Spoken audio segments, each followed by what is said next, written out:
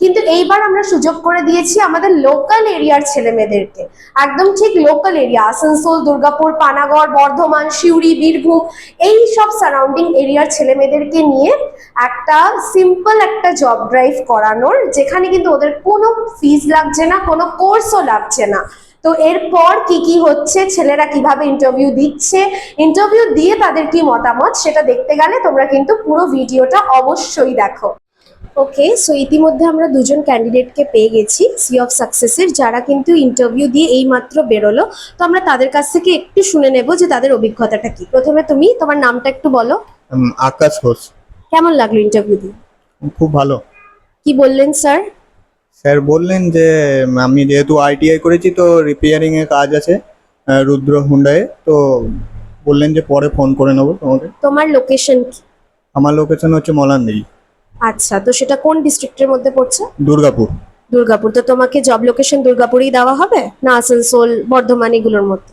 স্যারের সঙ্গে যেটা কথা হলো বললো তো দুর্গাপুরের মধ্যে দেওয়া হবে। আচ্ছা, মানে ও লোকালে কিন্তু প্লেসমেন্টটা পাবে। তো তোমার কি এটার জন্য, তুমি কি আমাদের ইএসটিপির স্টুডেন্ট নাকি তুমি নর্মাল স্টুডেন্ট? না না, আমি নর্মাল স্টুডেন্ট।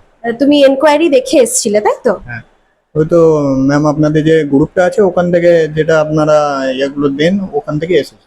আচ্ছা, তো এখানে এই জব ড্রাইভটা দেওয়ার জন্য বা চাকরির জন্য কোনো রকম কিছু টাকা পয়সা লাগলো? না, লাগেনি। সিলেক্ট হলে কাজ করবে? এমন করো। Very good, thank you so much. ঠিক আছে, আর তুমি বলো তোমার নাম কি? আমার নাম জিতেন্দ্র বিশ্বাস।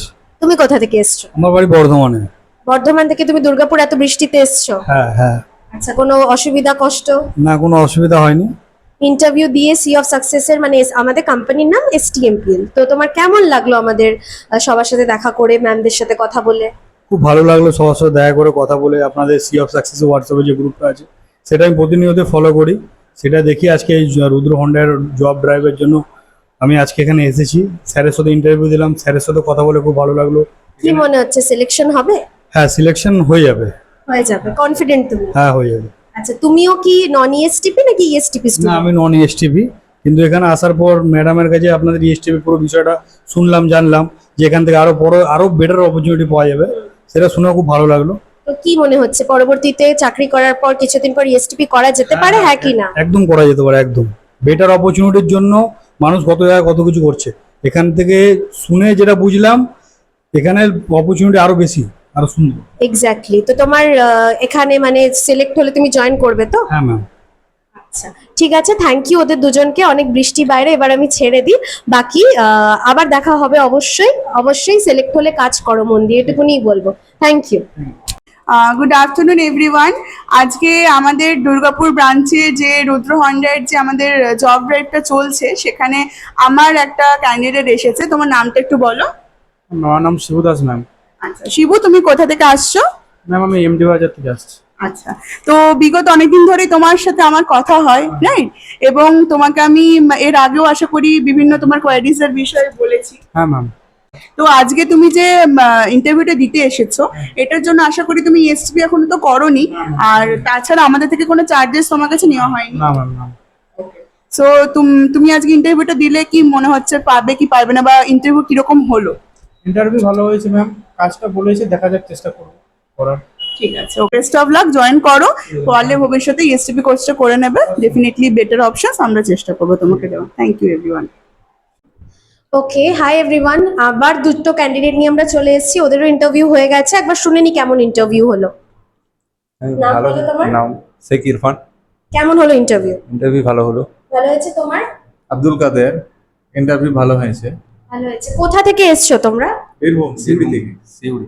আচ্ছা, তো স্যারের সাথে কথা বলে কি মনে হলো, সিলেকশন হবে হবে না কি মনে হচ্ছে, positive negative? Positive. Positive. Sir যেতে বললো কালকে বোলপুরের অফিসে।